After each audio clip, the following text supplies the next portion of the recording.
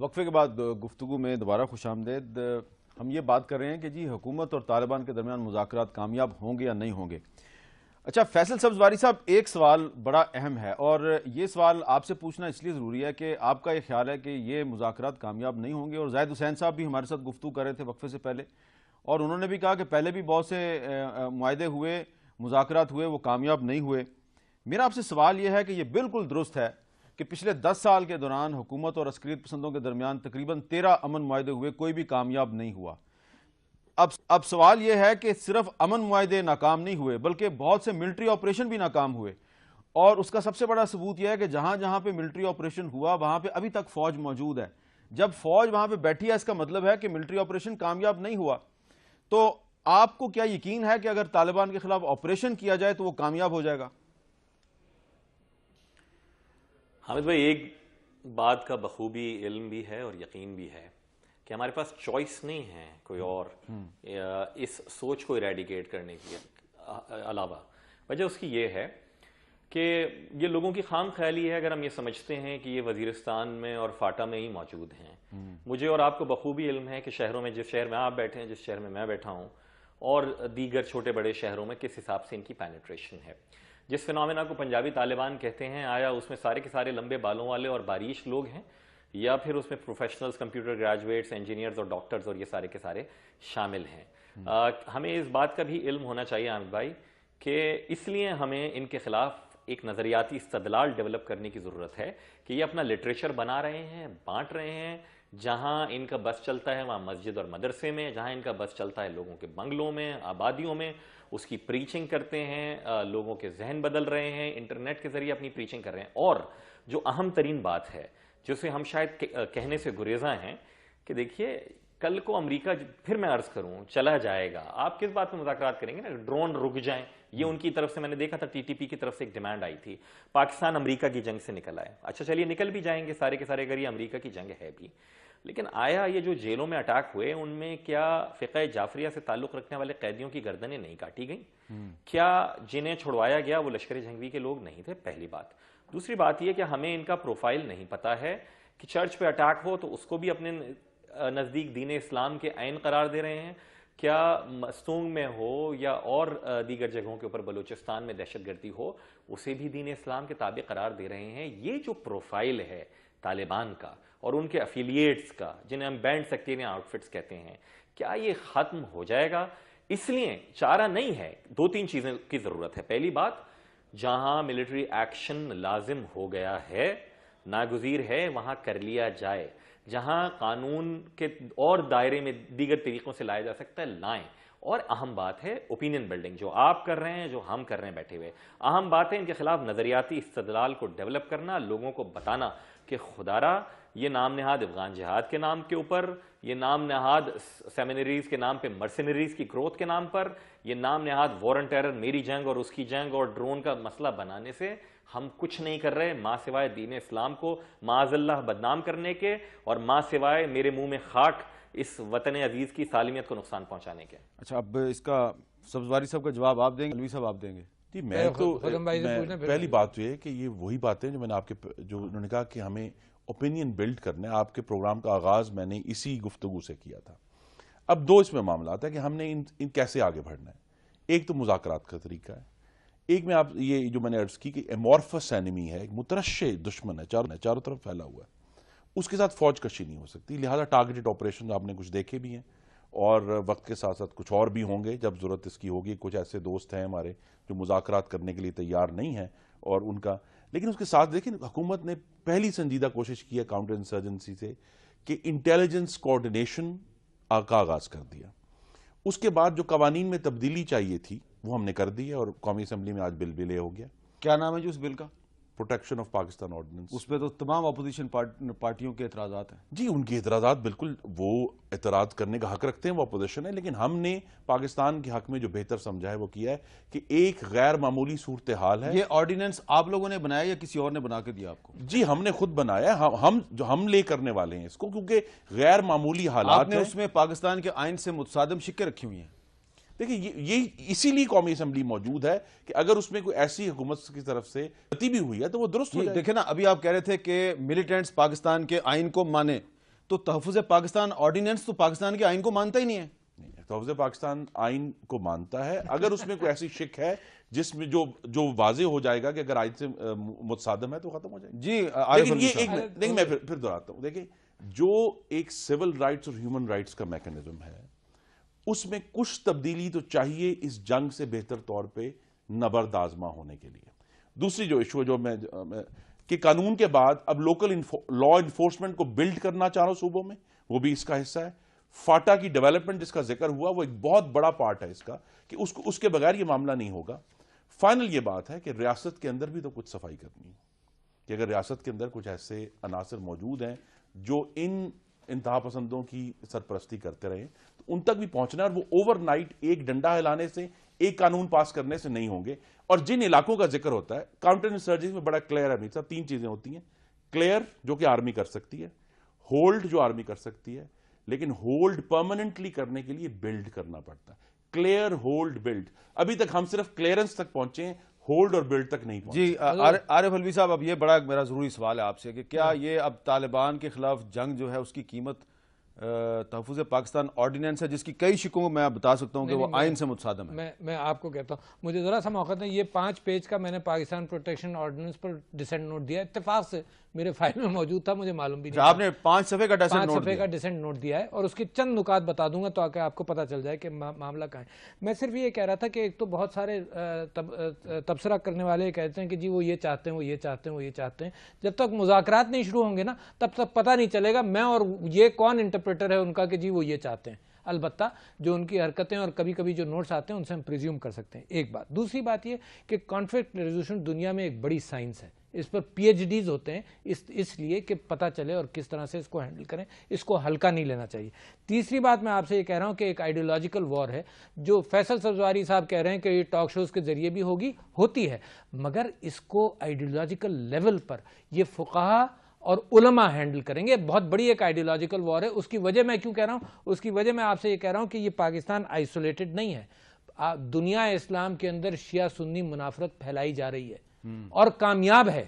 آپ جانتے ہیں عراق کے اندر روزانہ 30-40 شیعہ یا سنی مارے جاتے ہیں.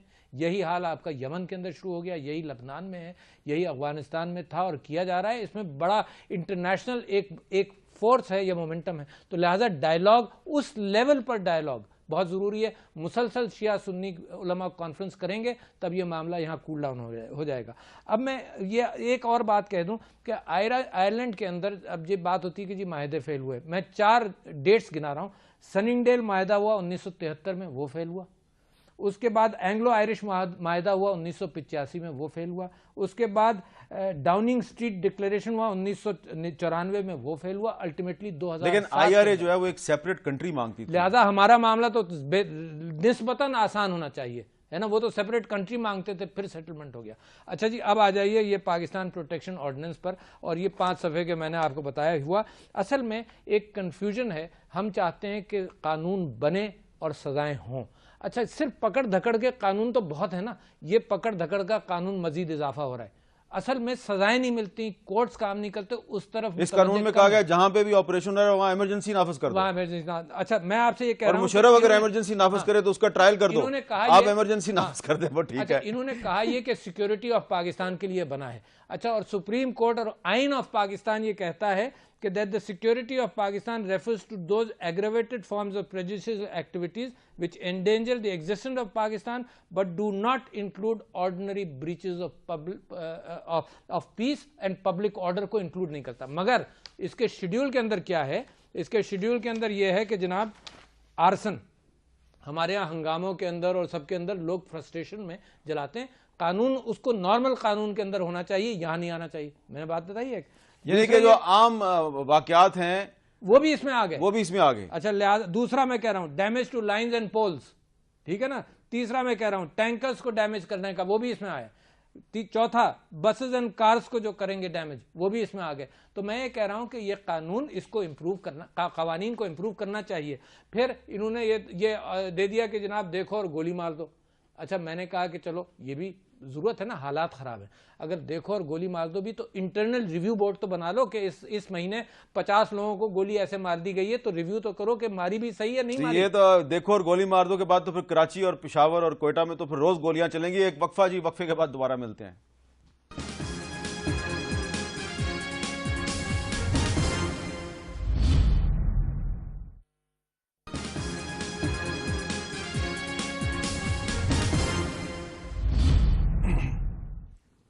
وقفے کے بعد کیپٹل ٹاک میں دوبارہ خوش آمدید. وقفے سے پہلے جناب ڈاکٹر عارف علوی صاحب نے بڑی تفصیل سے بتایا کہ تحفظ پاکستان آرڈیننس پر ان کے کیا کیا تحفظات ہیں.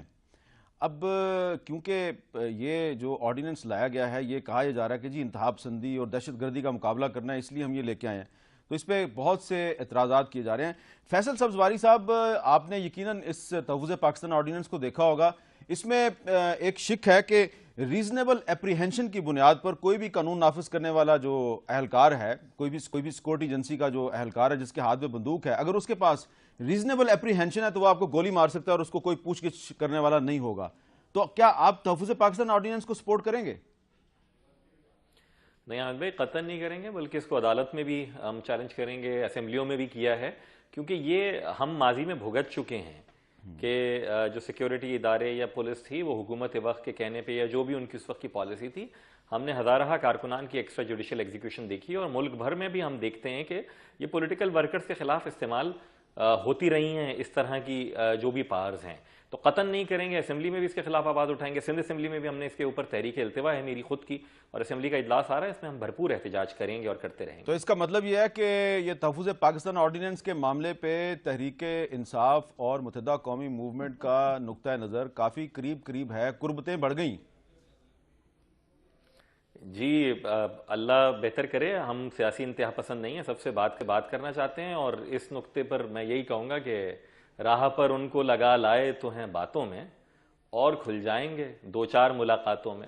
واہ واہ واہ واہ واہ, کیا خوبصورت شعر آپ نے بتایا جی. یہ ڈاکٹر عارف علوی صاحب, یہ تو کسی زمانے میں لوگ اپنی محبوباؤں کو شعر لکھ کے بھیجا کرتے تھے, یہ تو سبزواری صاحب نے آپ کی طرف پھینک دیا. اچھا, یہ انہوں نے سیاسی طور پر کہا ہے, مگر لوگ پھر بھی لکھ لیں گے اپنی محبوباؤں کو بھیجنے کے لیے, ہے نا. کتنا خوبصورت شعر ہے. جی بالکل خوبصورت شعر ہے. یہ میر صاحب جمہوریت کا حسن ہے. دیکھیں اس آرڈیننس کے اوپر یہ جمہوریت کا حسن ہے کہ ایم اور پی ٹی آئی اس کے خلاف متحد ہو گئی ہے. نہیں, پیپلز پارٹی بھی ہے. دیکھیں پیپلز پارٹی بھی ہے. اصل بات یہ ہے کہ ایک منتخب حکومت نے عوام کی منتخب مقننہ کے سامنے ایک قانون پیش کیا ہے, نمائندوں کے سامنے, اس پہ اعتراضات, تحفظات, امینڈمنٹس, یہ سارا پروسیس ہے, اور اس آئین پاکستان کے تحت. اچھا, یہ قانون بنایا کس نے؟ عملداری یہ حکومت نے جو بہتر سمجھا کہ اس کی انٹرنل. عارف علوی صاحب, آپ کے خیال میں یہ قانون کس نے بنایا؟ یہ میرے خیال سے بنایا تو حکومت نہیں, مگر ایک اور 2-4 چیزیں بڑی کنٹراڈکٹری اس میں بتا دوں. اس میں ایک چیز انہوں نے یہ کہی ہے کہ شیڈیول نمبر 5, 6, 7, 8 کے اندر انہوں نے کہا کہ اگر کوئی کارروائی بھتہ خوری کی, کڈنیپنگ کی, ایم پی ایز اور ایم این ایز کے خلاف ہو اس کا ذکر ہے, ججز کے خلاف ہو اس کا ذکر ہے. آئین آف پاکستان کہتا ہے آرٹیکل 25 میں کہ سارے سٹیزنز تمہارے برابر ہیں. یہ قانون تفریق کرتا ہے کہ ان کے خلاف کارروائی جو ہو اس کو مینشن کر کے, اور وہ یہ کہہ رہا ہے کہ اور لاپتہ افراد کا جو معاملہ ہے اس کو بھی گول کیا گیا. جی, لاپتہ افراد کو بھی, اور ایلینز کا ذکر کیا ہے کہ جو اپنی آئیڈینٹی, جس کے پاس آئی ڈی کارڈ نہ ہو, مثال کے طور پر یار 10% لوگوں کے پاس فاٹا میں ادھر ادھر کارڈز بھی نہیں ہیں. پھر افغان جو ریفیوجیز ہیں وہ بھی آئی ڈی کارڈ نہیں ہے, ان کے پاس دوسرے کارڈز ہیں. ایک آدھ چیز اور بتا دوں, اس میں ایک این آر او شق ہے, جو میں این آر او شق کہہ رہا ہوں. وہ این آر او شق یہ ہے کہ پروزیکیوٹر جنرل اگر کسی کے خلاف مقدمہ چل رہا ہے, وہ وڈرا کرنا چاہے تو کورٹ مجبور ہے وڈرا کرنے کے لیے. یہ کیا بات ہوئی؟ یہ کیا بات ہوئی؟ یعنی جب کورٹ میں مقدمہ کر دیا اور تم وڈرا کرنے جا رہے ہو, ہے نا, تو کورٹ دیکھے گی کیوں وڈرا کر رہے ہو. تو یہ این آر او شق یوں ہے کہ جو این آر او آیا تھا اس کے اندر 7-8 ہزار لوگ اسی وجہ سے بری ہو گئے before N R O was thrown out, کہ کورٹ مجبور تھی کہ بھئی این آر او کے اندر یہ ہے آگے اور اس کو چھوڑ دیا جائے. تو یہ خرم بھائی, یہ تو پیپلز پارٹی کی طرح آپ این آر او کو لیگلائز کرنے کی کوشش کر رہے ہیں. دیکھیں میں یہی کہہ رہا ہوں, اعتراضات کے اوپر بات ہونے بھی لگی ہے. علوی صاحب گفتگو کریں گے, زاہد حامد صاحب سے ڈیزگنیٹ کیا گیا ہے. مقصد آرڈیننس کا کیا ہے؟ پاکستان کے عوام کی جان اور مال کا تحفظ. اس مقصد سے ہم اتفاق کرتے ہیں. دوسرا یہ مقصد ہے, اس کے ذریعے یہ بھی ہے کہ ہمیں انتہا پسندوں کو اپنی جو عام آبادی ہے اس سے علیحدہ بھی کرنا ہے, ڈفرینشیٹ کرنے کا ہم آغاز کر رہے ہیں. تاکہ ہم جو پریکٹیکلی ان انتہا پسندوں نے قبائلی علاقوں میں میرے بھائی اور بہنیں جو رہتے ہیں ان کو یرغمال بنایا ہوا ہے. اب اغوا کاروں سے پوری دنیا میں مذاکرات ہوتے ہیں. لیکن کراچی تو قبائلی علاقہ نہیں ہے نا. تو وہاں کیا مذاکرات ہو رہے ہیں؟ نہیں، میں وہاں کہہ رہا ہوں آپریشن ہو رہا ہے کہ وہاں پہ بھی وائلنس ہو رہا ہے، وہاں پہ بھی بم دھماکے ہوتے ہیں. لیکن وہاں ساتھ ساتھ آپریشن بھی جاری ہے، اور وہ ایک ہمارے لیے بڑا ایک سبق آموز وہ آپریشن ہے کہ کس طرح صوبائی حکومتوں کو ساتھ لے کر چلنا ہے، کس طرح پیراملٹری فورسز اور سویلین لا انفورسمنٹ جن کی کیپیبلٹیز کو بہت ریز اپ کرنا پڑا. یہ تمام مقصد ہیں، لیکن آخر میں دو ہی مقاصد رہ جاتے ہیں: آئین پاکستان کی عملداری اور پاکستان میں رہنے والے میرے بھائی اور بہنیں گلگت بلتستان سے بلوچستان تک ان کے جان و مال کا تحفظ. اچھا فیصل سبزواری صاحب، ذرا یہ آخر میں بتائیے، یہ خرم دستگیر صاحب کہہ رہے ہیں کہ کراچی میں ایک بہت سبق آموز آپریشن ہو رہا ہے، کیا واقعی اس آپریشن سے لوگوں کو فائدہ ہو رہا ہے؟ یہ تو چیمبر آف کامرس ہوں یا دیگر ادارے ہوں، وہ اپنی، لیکن میں یہ ضرور کہوں گا کہ ایم کیو ایم چاہتی ہے کہ کراچی کا جو ٹارگیٹڈ آپریشن ہے وہ منطقی انجام تک پہنچے، لوگوں کو ریلیف ملے، یہاں پیس قائم ہو، اور دہشت گردوں اور مجرموں، خواہ وہ کوئی زبان، کسی نسل، کسی سیاسی وابستگی کے ساتھ ہوں. بدقسمتی کے ساتھ میرے تحفظات بہت زیادہ ہیں اس وقت، ایکسٹرا جوڈیشل ایگزیکیوشن سے لے کر مسنگ میرے ورکرز ہیں میری جماعت کے، اور سینکڑوں ہزاروں جو ہیں ان کو گرفتار کیا گیا. خواہش ہماری یہ ہے کہ مجرم کو مجرم کی نظر سے دیکھا جائے، یہ نہ دیکھا جائے کہ کس جماعت کے انفلوئنسڈ ایریا میں وہ رہتا ہے اور کون سی زبان بولتا ہے. جی میں آخری بات یہ کہنا چاہتا ہوں کہ دیکھیے ہم نے بھی جو اس نوٹ آف ڈسینٹ کے شروع اور آخر میں لکھا کہ پاکستان تحریک انصاف چاہتی ہے کہ قانون سخت بنے دہشت گردوں کے لیے، ٹھیک ہے نا، اور ہمارے یہ مشورے ہیں کہ اس طرح سے قانون کو امپروو کیا جا سکتا ہے. اس کی ضرورت کا احساس ہمیں بہت شدت کے ساتھ ہے کہ قانون. بہت شکریہ عارف علوی صاحب. جس آپریشن کی ڈیمانڈ ہو رہی ہے، جب اگر وہ آپریشن ہوگا کبھی، جب فوج کسی جگہ پہ موو کرتی ہے جیسے ساؤتھ وزیرستان میں، تب تو کوئی قانون نہیں ہوتا، یا فوج ہوتی ہے اس کے سامنے دشمن ہوتے ہیں. اسی سے بچنے کے لیے یہ سب، لیکن وہ جو فوج ہے اس کو پاکستان کے آئین کا پابند ہونا چاہیے. اگر آپ کہتے ہیں طالبان آئین کی پابندی کریں تو آپریشن کرنے والی فوج بھی آئین کی پابندی کرے. فوج بھی آئین کی پابندی. بہت بہت شکریہ خرم صاحب، عارف علوی صاحب، فیصل سبزواری صاحب. اور بات ساری جو ہے وہ ہے آئین کی عملداری کی، آئین کی بالادستی کی. مطالبہ کیا جاتا ہے کہ جی طالبان کے ساتھ مذاکرات کیے جائیں تو آئین کے اندر رہ کے کیے جائیں، تو جو پاکستان کے ریاستی ادارے ہیں ان کو بھی آئین کی پابندی کرنی چاہیے، آئین کے اندر رہ کے اپنے فرائض سر انجام دینے چاہیے. اور تحفظ پاکستان آرڈیننس پہ پاکستان کی بڑی سیاسی جماعتوں نے بہت سے اعتراضات کیے ہیں، اور بڑا اعتراض یہ ہے کہ اس آرڈیننس کی اکثر شقیں پاکستان کے آئین سے متصادم ہیں. تو اگر طالبان سے ہم کہتے ہیں کہ آئین کے اندر رہ کے مذاکرات کرو، تو کم از کم جب آپ پارلیمنٹ کے اندر کسی مسودہ قانون کو پیش کرتے ہیں تو یہ تو دیکھ لیجئے کہ وہ آپ کے آئین کے مطابق ہے یا نہیں. مجھے دیجیے اجازت، اللہ حافظ.